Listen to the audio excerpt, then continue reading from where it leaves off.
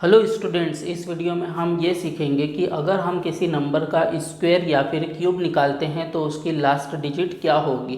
But ये हम without calculation find out करेंगे।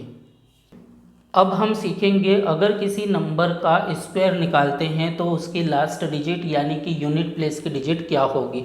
अगर किसी नंबर के लास्ट में ज़ीरो आ रहा है तो उसका स्क्वायर करने पर लास्ट डिजिट ज़ीरो होगी। ओके। अब अगर किसी नंबर के लास्ट में 1 आ रहा है या फिर 9 आ रहा है तो उसका स्क्वायर करने पर आपको 1 ही मिलेगा। ठीक है। अगर किसी नंबर के लास्ट में 2 या फिर 8 आ रहा है तो उसका स्क्वायर करने पर आपको लास्ट डिजिट 4 मिलेगी। अगर किसी नंबर की लास्ट डिजिट 3 या फिर 7 है तो उसका स्क्वायर करने पर लास्ट डिजिट 9 आएगी। अगर किसी नंबर की लास्ट डिजिट 4 या फिर 6 है तो उस नंबर का स्क्वायर करने पर आपको लास्ट डिजिट 6 मिलेगी। अगर किसी नंबर की लास्ट डिजिट 5 है तो उसका स्क्वायर करने पर आपको लास्ट डिजिट 5 मिलेगी। अब हम सीखेंगे अगर हम किसी नंबर का क्यूब निकालते हैं तो उसकी यूनिट प्लेस की डिजिट क्या होगी। तो देखो, 1 का क्यूब अगर किसी नंबर के लास्ट में 1 है तो उसका क्यूब करने पर 1 ही आएगा।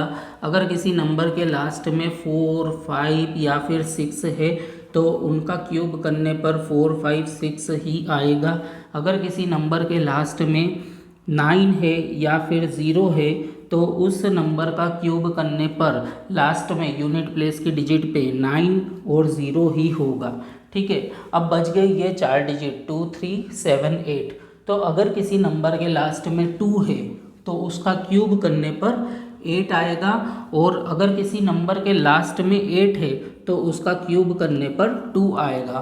अगर किसी नंबर के लास्ट में 3 है तो उसका क्यूब करने पर लास्ट डिजिट 7 आएगी। और अगर किसी नंबर की लास्ट डिजिट 7 है तो उसका क्यूब करने पर लास्ट डिजिट 3 आएगी। ठीक है।